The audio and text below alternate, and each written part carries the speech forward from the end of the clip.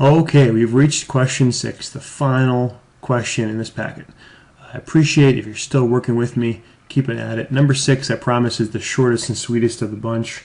It's really not, there's a whole lot left to do here that we haven't already seen. There is one thing that is different in question 6 that we haven't seen in any of the questions before this.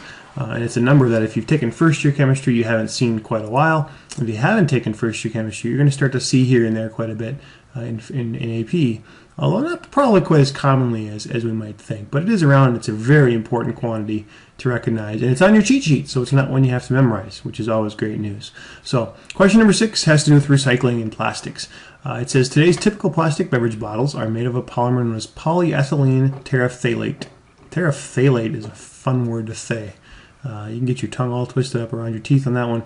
Terephthalate, so abbreviated as PETE. Or PET, the monomer. Now monomers basically means one piece. It's like the building block. Polymer means many parts.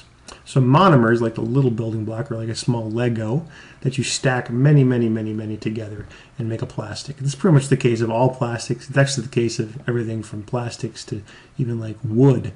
Cellulose fibers in trees are built out of monomers, and they're a big polymer. So anyways, the monomer, or the building block molecule of this polymer, has the formula C10H8O4. It's obviously not an empirical formula because it hasn't been reduced, right? We could simplify that by dividing everything by 2, and we'd have a simplified empirical formula. In this case, it's the molecular formula of the monomer, okay, or the polyethylene terephthalate monomer. Okay, so if an empty bottle, water bottle, Aquafina water bottle or something, is found to have a mass of 7 grams, how many molecules of the peat are found in the bottle? Okay, well, as I've said before, when you're doing this, when in doubt, convert to moles, right? But also recognize that you're going to have a number to start your problem. You really can't start a problem with anything but a value. It has to be a measured number or some kind of a measurement number. You can't put a formula in to start without having a number, because your calculations have to start with a number. And so in this problem, we've only got one choice. All right, that makes it easy. That won't always be the case, but it is again here. So 7 grams of peat in this problem. How many molecules are in that 7 grams? Okay, well, the goal again, when in doubt, convert to moles. We're going to stick with that because it works real well. Okay, that is a terrible horizontal line. Let's try that again. I'm not good at horizontal lines. I gotta start using the line tool in here. So 7 grams of peat, I need to convert that to moles. So I'm going to need to know, for every 1 mole of peat, how many grams do we have? And remember, whatever we put in these boxes, top and bottom, should be an equality sign or a ratio that makes sense. 1 mole of peat equals how many grams of peat? All right, I can go to my periodic table and add this up. Give it a chance, give it a try for yourself. Pause me and add up C10H8O4 and see if you get the same answer. Pause me. Okay, if you're back, I hope it's because you paused me and you got your own answer, and I'm going to do mine real quick and make sure we get the same answer. I'm not going to make you sit here and wait through that. I'll just do it. Hang on a sec. Okay, I'm back. Hopefully you got the answer I got, 192.164 approximately. All right, 192.16. I'm going to go with that for now. So I can convert to moles. My grams will cancel out with grams, and I'll have moles. But the question does not want to know how many moles of peat are in the bottle. It says how many molecules of peat. Now molecules are super duper tiny, right? We have lots and lots of molecules in anything, even a pop bottle.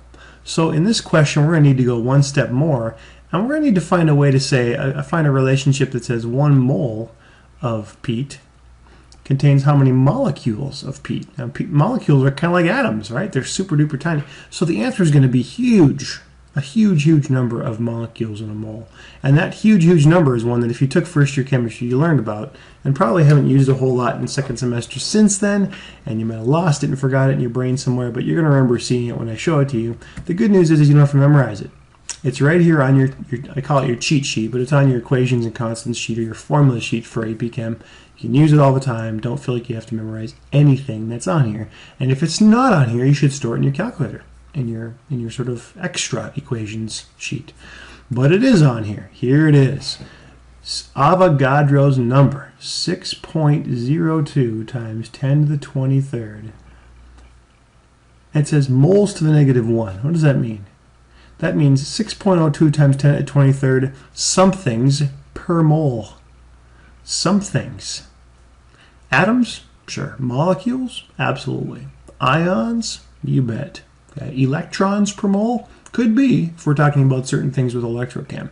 In this case, mole to the -1 just means per mole. So stick whatever noun in there you wish, and it works. 6.02 times 10 to the 23rd molecules per mole. Now, you might notice here it says 6.022. I'm gonna tell you, you can go with 6.02, forget the other 2's there, and you'll never get a question wrong. So if you wish, 6.02. If you want to punch the extra 2 in, go ahead. I'm not gonna. I just never do, and it's not going to be wrong without it, I promise.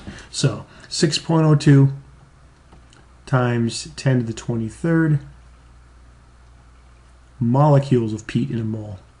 Now, we can't get our heads wrapped around the size and scale of 10 to the 23rd. It's like outside the realm of anything we ever use. It's something like billion, billion, trillion, 602 billion, billion, trillion, or something ridiculous. So don't even try to grab the scope of the size of this thing because it's not real practical. That's why scientific notation saves the day. Because if you had to punch this in, 602 and all those zeros, you'd be punching out your 0 button on your calculator, wearing it out, and by Thanksgiving you have to go home and ask for a new one. So those moles will cancel out and we'll be left with molecules because that's the unit that doesn't have a canceled partner, right? We need to go to our calculator and punch this in. These are not tough problems, but I'll have students that have trouble punching them into their calculator because they're not comfortable with scientific notation. So 7 divided by 192.16 times 6.02 times 10 to the 23rd. Now, we want to punch this in using your exponential or your scientific notation function on your calculator, and every graphing calculator, every scientific calculator should have this. There is a model or two of various scientific calculators out there, not graphing ones, I don't believe, but scientific calculators that have what looks like a scientific notation function, but doesn't actually work that way mathematically in the calculator. And those calculators should be put under tires and driven over. Hopefully you don't have one.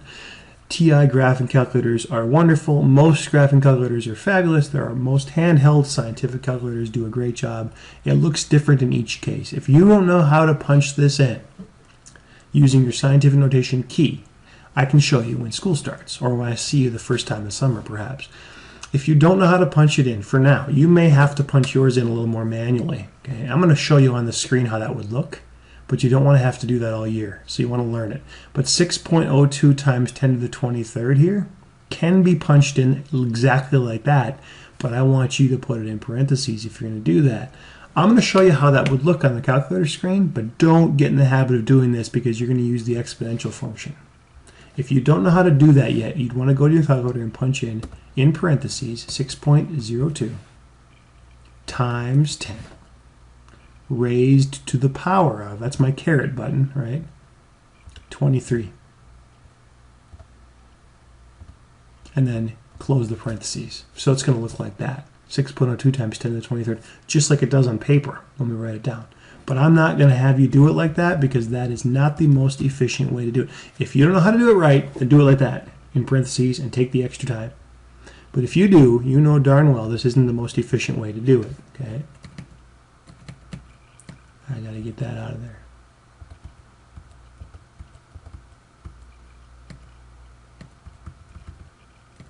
Oh, now I'm stuck. I see how it is. There we go. Okay, so 7 divided by 192.16 times, because it's on the top, 6.02. And then I'm going to go to my function, that little E button, right? Here it's a shift function, the little double E. Yours might just be an EE button. Yours might be a times 10 to the x. It might be an EXP button. There's all kinds of them. Hopefully you know which one it is on your calculator. And if you don't, I'll show you. Okay. But this is how it'll actually look on my screen, and I don't need any parentheses because that E takes care of times 10 raised to the power of 23.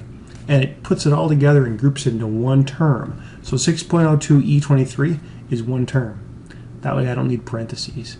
Hit enter, off I go. Now, this is number of molecules. It should be a huge number because we're talking about the number of molecules in a pop bottle, and that's a lot, right? So look at the screen over here. 2.19 blah blah blah blah blah times 10 to the 22nd. Don't forget to look for powers of 10. So 2.19 times 10 to the 22nd. That's a lot of molecules of peat in one puny pop bottle. There's my answer. Okay, 2.19 times 10 to the 22 molecules of peat is our answer. That's A. Question A. B. How many atoms of hydrogen would be in this bottle? Let's not go all the way back to the beginning and start all over again. You can, but you don't have to. Okay, let's use that number we just ended with and build off of it. 2.19 times 10 to the 22nd molecules of peat. Okay. And we want atoms of hydrogen.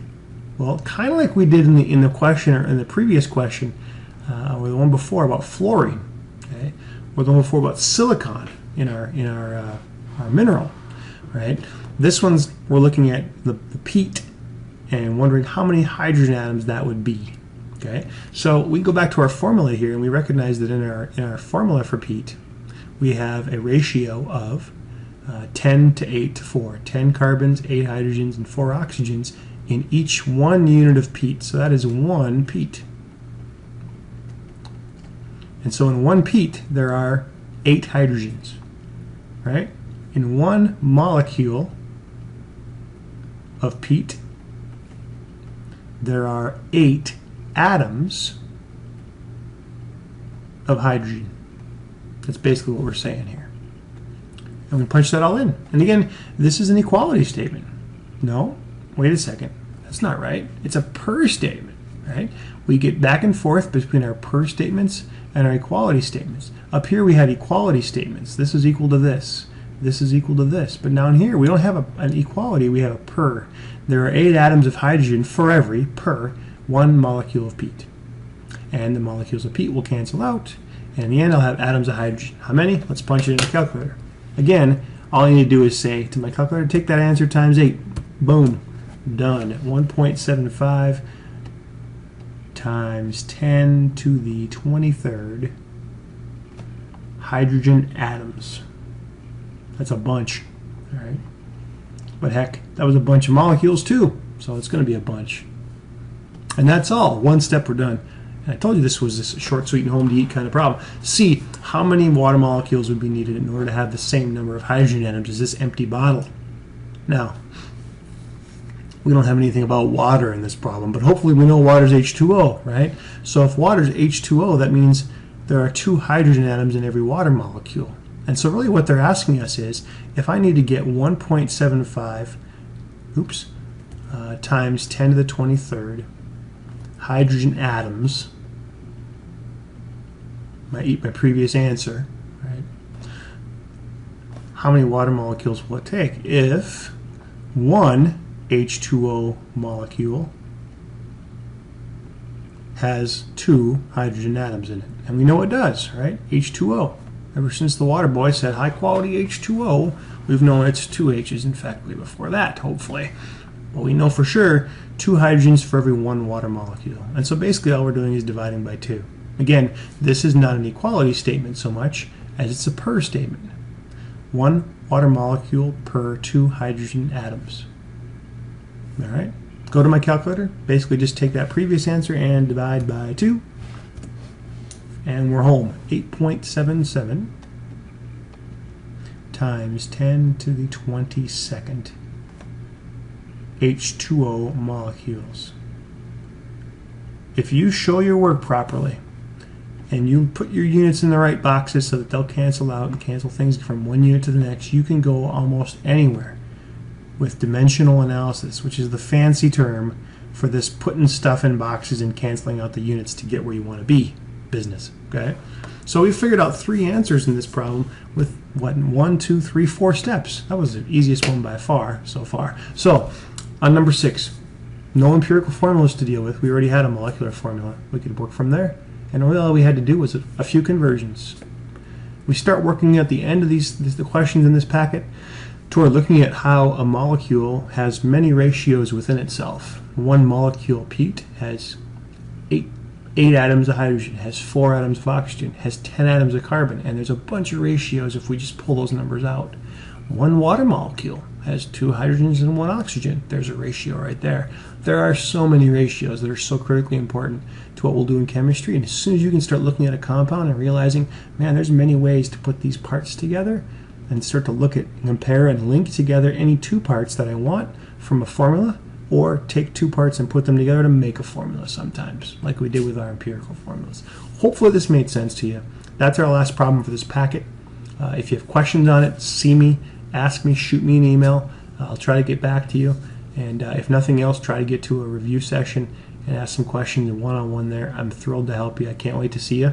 Hope you enjoyed these and got something from them that you didn't have before, or at least feel a lot more refreshed about things that you had mastered during the first year chemistry class already. See you next time.